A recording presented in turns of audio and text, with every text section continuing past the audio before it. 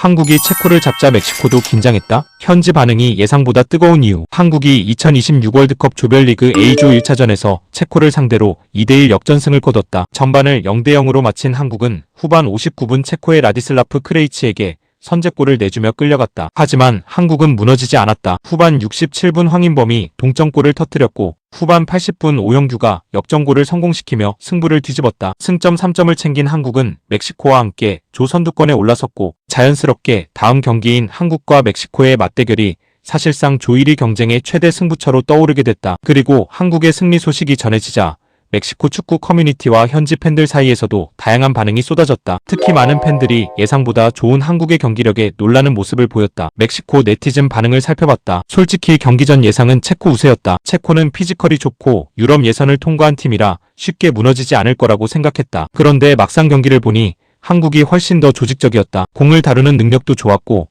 경기 템포를 조절하는 모습도 인상적이었다. 한국은 예전과 완전히 다른 팀이 됐다. 과거에는 체력과 투지로 승부하는 이미지가 강했는데 지금은 기술적인 완성도까지 갖췄다. 특히 중원에서 공을 돌리는 수준이 상당히 높아 보였다. 손흥민만 유명한 팀인 줄 알았는데 체코전 보고 생각이 바뀌었다. 황인범은 경기 전체를 조율했고 이강인은 공격 전개의 중심이었다. 오형규도 결정적인 순간에 골을 넣었다. 생각보다 훨씬 다양한 공격 루트를 가진 팀이다. 한국이 실점한 뒤에도 당황하지 않은 것이 가장 인상적이었다. 월드컵 무대에서는 선제골을 내주면 흔들리는 경우가 많은데 오히려 공격 강도를 높였다. 정신력이 상당히 강한 팀 같다. 이강인은 정말 위험한 선수다. 단순히 패스를 잘하는 정도가 아니다. 경기 흐름을 읽고 상대 압박을 벗겨내는 능력이 뛰어나다. 멕시코가 가장 신경 써야 할 선수 중 한 명이라고 생각한다. 황인범은 생각보다 훨씬 좋은 선수였다. 동점골 장면뿐 아니라 경기 내내 공수를 연결하는 역할을 했다. 멕시코 미드필더들이 쉽지 않은 경기를 할 수도 있다. 체코전만 놓고 보면 한국이 조에서 가장 좋은 경기력을 보여준 것 같다. 단순히 결과가 아니라 내용도 좋았다. 그래도 멕시코가 이길 것이라는 반응이 많았다. 한국이 강한 건 인정한다. 하지만 멕시코도 체코와는 전혀 다른 팀이다. 공격 속도도 더 빠르고 개인 능력도 뛰어나다. 한국전은 전혀 다른 양상으로 흘러갈 것이다. 체코를 이긴 건 대단하지만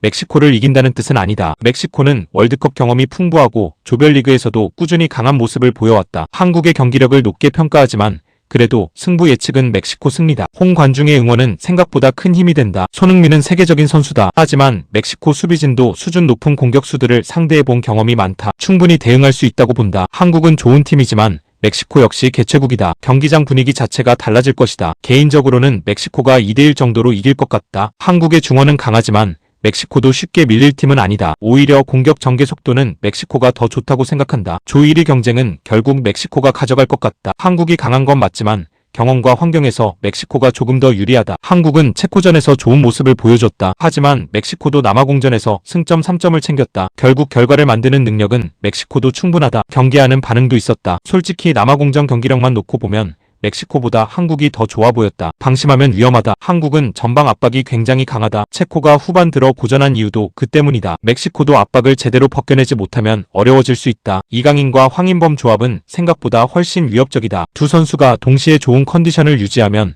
경기 주도권을 내줄 수도 있다. 손흥민은 골을 넣지 않아도 상대 수비를 흔든다. 수비수들을 끌어내고 공간을 만드는 능력이 뛰어나다. 예전에는 한국을 만나면 자신감이 있었는데 지금은 다르다. 이번 대표팀은 확실히 수준이 높아 보인다. 한국은 유럽파 숫자가 정말 많다. 선수 대부분이 수준 높은 리그에서 뛰고 있다는 점이 큰 차이를 만드는 것 같다. 체코보다 한국이 더 조직적이었다. 솔직히 한국이 16강에 가도 전혀 이상하지 않다. 이번 한국은 단순한 아시아 강팀이 아니다. 토너먼트에서도 충분히 경쟁할 수 있는 팀처럼 보인다. 멕시코 입장에서도 가장 어려운 경기가 한국전이 될 가능성이 있다. 한국을 과소평가하는 순간 큰 대가를 치를 수 있다. 멕시코 축구 팬들의 종합평가. 많은 멕시코 팬들이 공통적으로 언급한 부분도 있었다. 바로 한국의 성장이다. 예전 한국은 열심히 뛰는 팀이었다면 지금 한국은 경기까지 지배할 수 있는 팀이 됐다. 손흥민 한 명이 아니라 여러 선수가 동시에 경기를 바꿀 수 있는 팀이다. 아시아 축구 수준이 정말 많이 올라왔다. 한국은 더 이상 이변을 노리는 팀이 아니라 당당한 경쟁자다. 멕시코가 조 1위를 원한다면 반드시 넘어야 하는 상대다. 결국 멕시코 현지 분위기는 단순하다. 한국의 체코전 승리는 단순한 승점 3점 이상의 의미를 남겼다. 많은 멕시코 팬들은 한국을 더 이상 조별리그에서 만나는 무난한 상대가 아니라 조 1위를 놓고 정면 승부를 벌여야 할 가장 강력한 라이벌로 보기 시작했다. 그래서 멕시코 현지에서는 벌써부터 같은 이야기가 나오고 있다. 체코를 뒤집은 한국이 과연 멕시코까지 넘을 수 있을까? 그리고 그 답은 곧 열릴 한멕시코전에서 확인될 예정이다.